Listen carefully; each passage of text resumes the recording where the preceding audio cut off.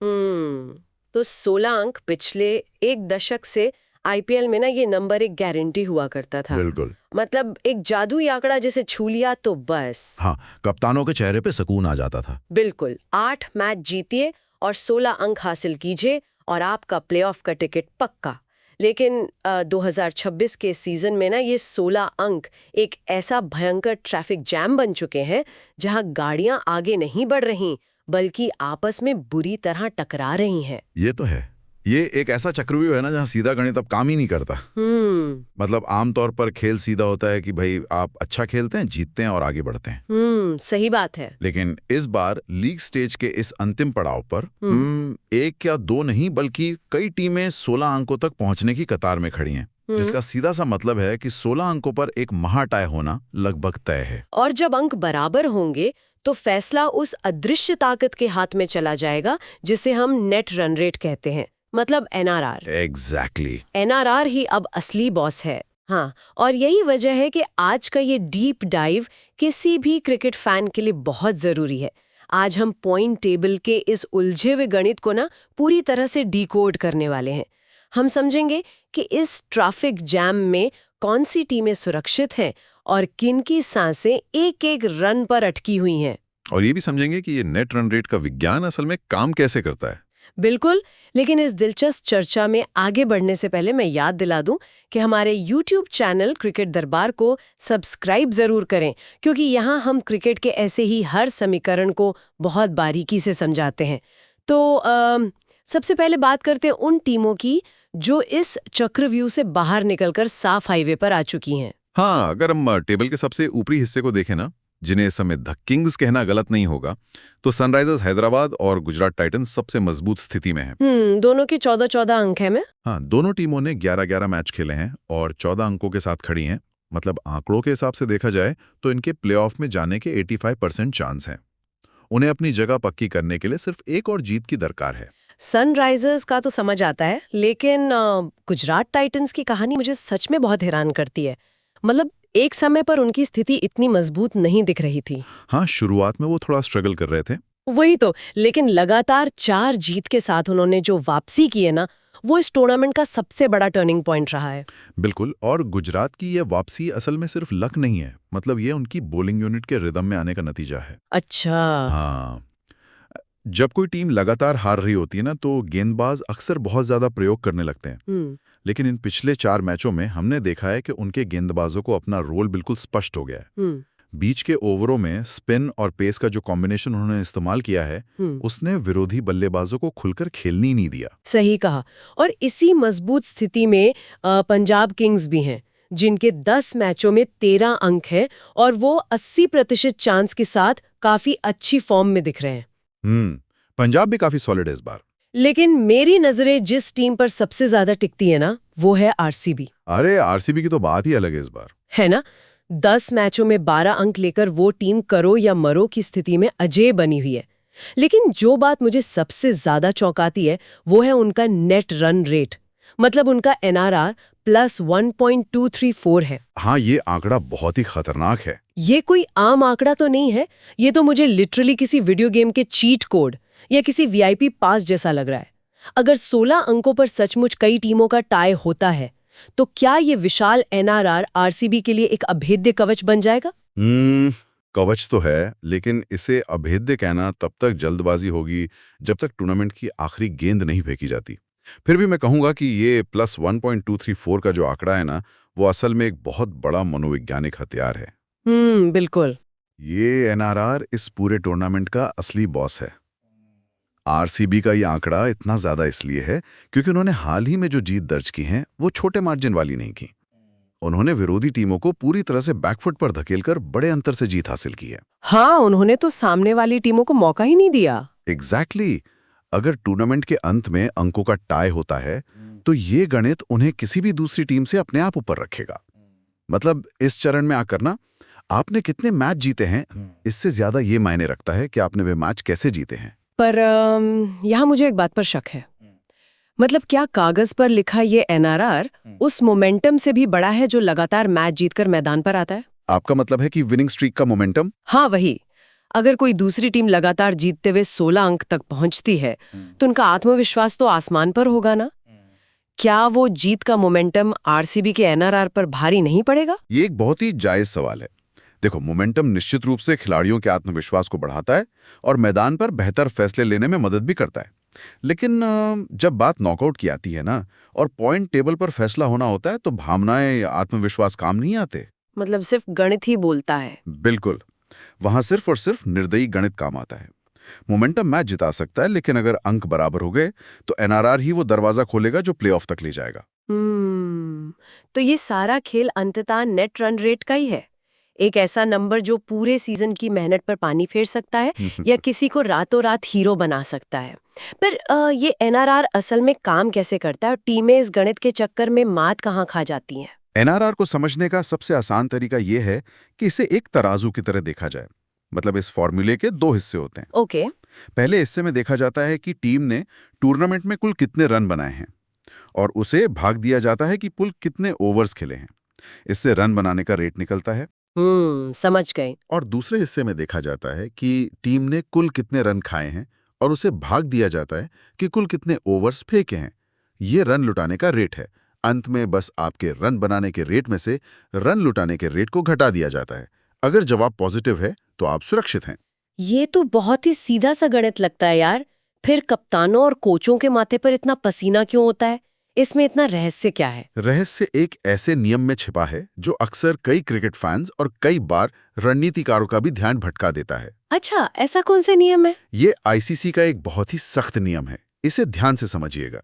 नियम यह है कि यदि कोई टीम मैच में लक्ष्य का पीछा करते हुए या पहले खेलते हुए ऑल आउट हो जाती है, तो एनआरआर के कैलकुलेशन के लिए उसे पूरे 20 ओवर खेला हुआ माना जाता है। वेट, पूरे 20 ओवर? हाँ, भले ही वे 15 ओवर या 12 ओवर में ही क्यों ना आउट हो गए हों। रुके, ये तो बहुत बड़ा झटका है। इस बात को थोड़ा और बारीकी से खोलते हैं। मान लीजिए कि कोई टीम 200 रनों का पीछा कर रही है। मैदान पर अंत तक लड़कर लगातार बड़े शॉट्स लगाने की कोशिश में अगर वो टीम 15 ओवर में 120 रन बनाकर ऑल आउट हो जाती है, तो कैलकुलेशन के वक्त उनके रन तो 120 गिने जाएंगे, लेकिन ओवर्स 15 की जगह पूरे 20 मान लिए जाएंगे। बिल्कुल सही। और यही वो आहा मोमेंट है जहां पूरा गणित पलट जाता है। अरे बाप रे! तो इसका सीधा सा मतलब ये है कि एनआरआर के नजरिए से उस टीम को भारी नुकसान होगा जो आक्रामक होकर लड़ते हुए आउट हो गई। जी हाँ। बजाय उस टीम के जो लक्ष्य को नामुमकिन मानकर हार मान ले और सिर्फ अपने विकेट बचाकर 20 ओवर तक बिना कोई रिस्क लिए खेलती रहे। क्या ये नियम टी20 क्रिकेट के आक्रामक और निडर होकर खेलने के मूल विचार के ही पूरी तरह खिलाफ नहीं है? पहली नजर में देखने पर ना, ये सचमुच आक्रामक क्रिकेट की आत्मा के खिलाफ लगता है। हाँ, वही तो। लेकिन अगर हम क्रिकेट की बुनियाद पर वापस जाएं, तो इस नियम के पीछे एक बहुत गहरा लॉजिक है। देखो, क्रिकेट में विकेट सबसे मूल्यवान संपत्ति है। ऑल आउट होने का मतलब है कि आपने अपने सारे संसाधन गंवा दिए हैं। ये भी है। मतलब आपने खेल को उसके अंत तक पहुंचा दिया है। तो इस नियम का मकसद 10 विकेट खोने पर एक भारी जुर्माना लगाना है। यही कारण है कि कप्तानों को मैच की स्थिति के हिसाब से अपनी रणनीति पूरी तरह बदलनी पड़ती है। यानी मैदान पर हारते हुए मैच में भी एक अलग तरह का ये मैच चल रहा होता है। बिल्कुल। जब डगआउट में बैठे कप्तान को लगता है कि अब मैच जीतना नामुमकिन है, तो अचानक रणनीति जीतने से बदलकर एनआरआर बचाने पर आ जाती है। अच्छा, मतलब बल्लेबाजों को संदेश भेजा जाता होगा कि बस टिके रहो। हाँ, बल्लेबाजों को कहा जाता है कि बड़े शॉट्स मत लगाओ, सिर्फ सिंगल्स लो और किसी भी कीमत पर 20 ओवर पूरे खेलो। क्योंकि अगर वे बिना ऑल आउट हुए 150 रन में बनाते हैं ना, तो वो रन रेट ऑल आउट होकर 120 रन बनाने वाले रन रेट से कहीं बेहतर होगा। अरे वाह, ये बहुत ही कमाल का इंसाइट है। मतलब टीवी स्क्रीन पर दर्शकों को लग रहा होता है कि टीम हार मान चुकी है या बहुत धीमी बल्लेबाजी कर रही है। हाँ, उन्हें लगता है कि ये क्या खेल रहे हैं। लेकिन असल में वो एक बड़ी तस्वीर को देखकर अपना एनआरआर बचा रहे होते हैं। कैप्टन्स की इसी अंदरूनी स्ट्रैटेजी और खेल की गहराई को हम लगातार एक्सप्लोर करते हैं। इसलिए मैं फिर से कहूंगी कि अपने YouTube चैनल क्रिकेट दरबार को बीच बीच में याद से सब्सक्राइब करें, ताकि आप ऐसी कोई भी जानकारी मिस ना करें। बिल्कुल, सब्सक्राइब करना बहुत जरूरी है। तो अब जब हम जान गए हैं कि एनआरआर कैसे बनता और बिगड़ता है, तो चलिए बात करते हैं उन टीमों की जिन पर इस समय एनआरआर का सबसे ज्यादा दबाव है। मतलब मिड टेबल में हाँ, बीच वाली टीमों का तो बुरा हाल है। जब टॉप टीमें अपनी जगह पक्की कर रही हैं और निचली टीमें बस स्ट्रगल कर रही हैं, तब बीच में फंसी इन टीमों के लिए ना अब हर मैच एक फाइनल बन चुका है। बिल्कुल, इन संघर्षरत योद्धाओं के लिए अब गलती की कोई गुंजाइश नहीं बची है। राजस्थान रॉयल्स का उदाहरण लें, 11 मैचों में उनके 12 अंक हैं। उन्हें बचे हुए 3 मैचों में से हर हाल में 2 मैच जीतने होंगे। उनके लिए तो करो या मरो है। हालांकि उनके पास एक बड़ा फायदा ये है कि उनके आने वाले मैच पॉइंट टेबल की निचली और कमजोर टीमों के खिलाफ हैं, लेकिन दबाव तो उन्हें भी महसूस हो रहा होगा। हाँ, दबाव तो होता ही है, लेकिन कोलकाता नाइट राइडर्स की कहानी तो किसी थ्रिलर फिल्म की स्क्रिप्ट को भी पीछे छोड़ देती है यार। अरे केकेआर की तो बात ही मत पूछिए, क्या कमबैक किया है उन्होंने। सच में, एक समय था जब लगातार 5 हार के बाद केकेआर का सफर लगभग खत्म माना जा रहा था। उनकी स्थिति बिल्कुल अस्पताल के उस हार्टबीट मॉनिटर की तरह थी जो अचानक से सीधी रेखा दिखाने लगता है, मतलब एकदम फ्लैट लाइन। हाँ, लग रहा था कि टूर्नामेंट से विदाई तय है। लेकिन फिर लगातार 4 जीत, दिल्ली कैपिटल्स को 8 विकेट से रौंदना और फिन एलन के उस पहले आईपीएल शतक ने मानो उस मॉनिटर में फिर से धड़कन पैदा कर दी। ये चमत्कार आखिर हुआ कैसे? देखिए, जब कोई टीम लगातार 5 मैच हारती है ना, तो पूरी टीम एक मानसिक शेल में चली जाती है। मतलब वे एकदम बचाव की मुद्रा में आ जाते हैं। हाँ, डर के खेलने लगते हैं।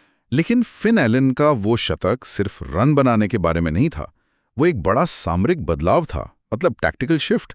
उन्होंने पावर प्ले को पूरी तरह से हाईजैक कर लिया। उनकी वो 47 गेंदों वाली तूफानी पारी ना। हाँ बिल्कुल, उस पारी ने विरोधी टीम के मुख्य स्पिनर्स को सेटल ही नहीं होने दिया। जब शुरुआत में ही स्पिनर्स पर इतना हावी हो जाते हैं ना, तो विरोधी कप्तान को बीच के ओवरों में अपने पेसर्स को वापस लाना पड़ता है, जिससे उनकी पूरी रणनीति धरी की धरी रह जाती है। समझ रहे हो। इसी आक्रामकता ने केकेआर को 10 मैचों में 9 अंकों तक पहुंचा दिया है। पर शर्त अभी भी बहुत कड़ी है। उन्हें अपने बचे हुए 4 मैच हर हाल में जीतने होंगे, और वो भी गुजरात, आरसीबी, मुंबई और दिल्ली जैसी खतरनाक टीमों के खिलाफ। मतलब एक भी मैच में पैर फिसला और सीधा एग्जिट डोर। यही नॉकआउट क्रिकेट की असलियत है। और इसी दबाव के बीच ना चेन्नई सुपर किंग्स की स्थिति भी बहुत दिलचस्प हो गई है। उनके 10 मैचों में 10 अंक हैं। हाँ, और हाल ही में आर अश्विन का एक बयान भी आया था जी, जो उनकी टीम की मानसिकता को बहुत गहराई से दर्शाता है। उन्होंने साफ कहा कि सीएसके को क्वालिफाई करने के लिए अपने बचे हुए 4 मैच जीतने होंगे और वे इसे भाग्य के भरोसे बिल्कुल नहीं छोड़ सकते। ये बयान मुझे 2010 के उस ऐतिहासिक सीजन की याद दिलाता है। हाँ, जब चेन्नई बिल्कुल किनारे पर खड़ी थी। बिल्कुल, और फिर लगातार मैच जीतकर सीधे ट्रॉफी तक पहुंच गई थी। एग्जैक्टली। चेन्नई का अगला पड़ाव लखनऊ सुपर जायंट्स के खिलाफ बैक टू बैक 2 ब्लॉकबस्टर मुकाबले हैं। जब एक ही टीम के खिलाफ लगातार 2 मैच खेलते हैं ना, तो रणनीति बनाना थोड़ा अलग हो जाता है। हाँ, क्योंकि आप एक दूसरे को बेहतर पढ़ लेते हैं।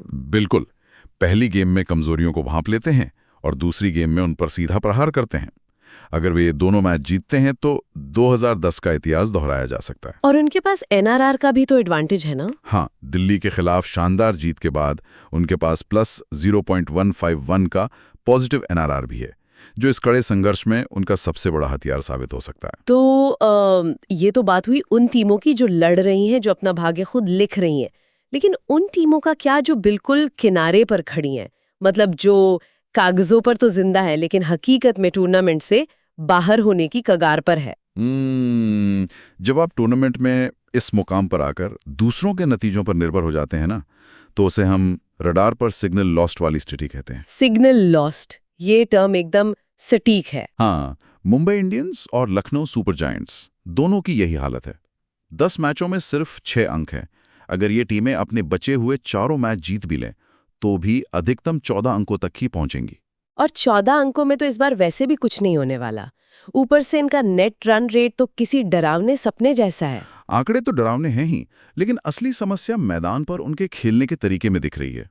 मतलब मुंबई का एनआरआर -0.649 और लखनऊ का -0.934 है। इतनी खराब फॉर्म और इतनी बड़ी नेगेटिव वैल्यू के साथ ना वापसी लगभग नामुमकिन है। और दिल्ली कैपिटल्स की त्रासदी तो और भी दुखद लगती है यार। उनके 8 अंक हैं। अक्षर पटेल ने गेंद और बल्ले दोनों से बेहतरीन हरफन मौला प्रदर्शन किया, मतलब पूरी जान लगा दी। एक अकेले योद्धा की तरह लड़ते रहे वो। हाँ, उन्होंने बहुत कोशिश की, लेकिन क्रिकेट 11 खिलाड़ियों का खेल है ना, एक अकेला खिलाड़ी टीम को नहीं बचा सकता। बिल्कुल सही कहा। जब टीम पूरी तरह से 1 या 2 खिलाड़ियों पर निर्भर हो जाती है तो नतीजे ऐसे ही आते हैं। केकेआर से बुरी तरह हारने के बाद दिल्ली का एनआरआर पूरी तरह तबाह होकर -1.145 हो गया है। बाप रे। उनके पास समय खत्म हो रहा है, अब उन्हें अपने सभी बचे हुए मैच जीतने होंगे और साथ ही हर दिन सुबह उठकर ये दुआ करनी होगी कि बाकी सारी टीमें लगातार आ रहे हैं। सच में, जब किसी टीम की किस्मत दूसरों के हाथ में चली जाती है ना, तो हर सुबह पॉइंट टेबल रिफ्रेश करना और चमत्कार की उम्मीद करना मनोवैज्ञानिक रूप से बहुत थका देने वाला होता है। हाँ, बहुत फ्रस्ट्रेटिंग होता है ये। वैसे अगर आपकी फेवरेट टीम भी ऐसी ही किसी मुश्किल में फंसी है और आप भी किसी चमत्कार का इंतजार कर रहे हैं, तो हमारी YouTube चैनल क्रिकेट दरबार को सब्सक्राइब करके हमारे साथ जुड़े रहें। वहां हम हर मैच के बाद ऐसे ही बदलते समीकरणों पर डिटेल में बात करते हैं। बिल्कुल, वहाँ सारे अपडेट्स मिलते हैं। पिछले हिस्से की इस निराशा से निकलकर ना वापस टॉप की तरफ चलते हैं।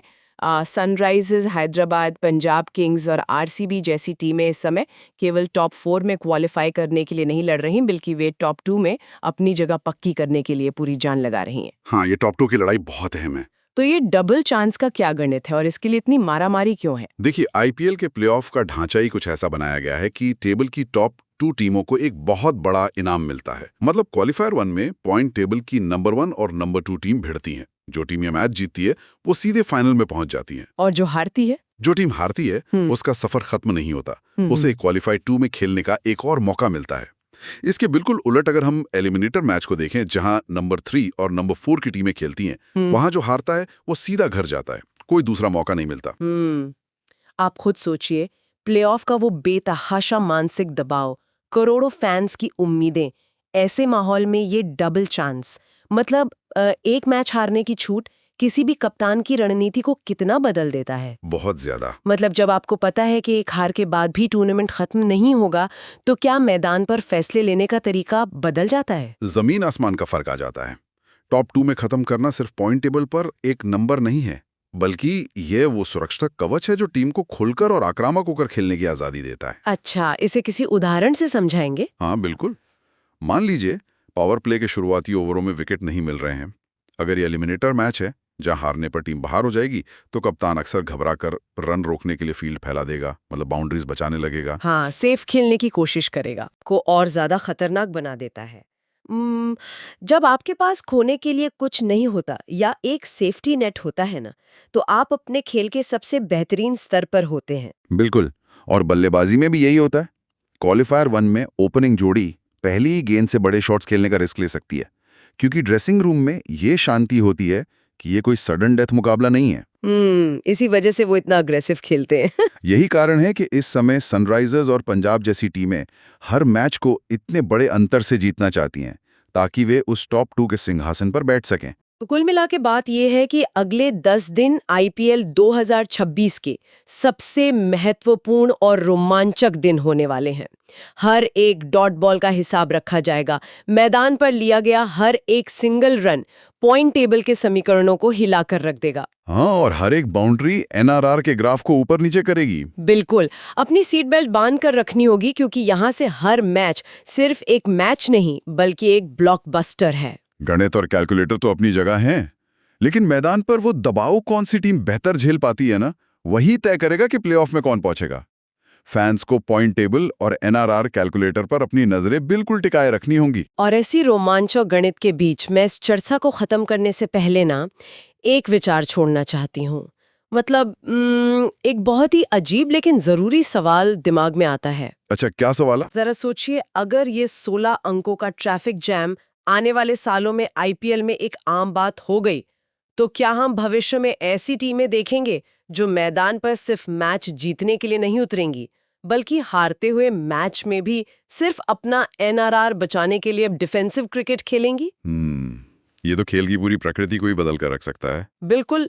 क्या नेट रन रेट का ये गहरा और निर्दयी गणित टी20 क्रिकेट की उस स्वाभाविक आक्रामकता और निडरता को धीमा कर देगा जिसके लिए ये खेल जाना जाता है? ये सोचने वाली बात है। शायद भविष्य के आईपीएल में हम आखिरी ओवरों में लगने वाले छक्कों से ज्यादा एनआरआर बचाने के लिए गए सिंगल्स को सेलिब्रेट करते हुए देखें। ये एक ऐसा सवाल है जो आने वाले समय में क्रिकेट के पंडितों के बीच गूंजने वाला है और जिस पर सबको सोचना चाहिए। हाँ, बहुत ही प्रोवोकेटिव थॉट है ये। और हाँ, इस महाजंग के हर एक पल के अपडेट, बदलते समीकरणों और सबसे सटीक एनालिसिस के लिए भूलिएगा नहीं कि अपने YouTube चैनल क्रिकेट दरबार को सब्सक्राइब करें। मिलते हैं अगले डीप डाइव में।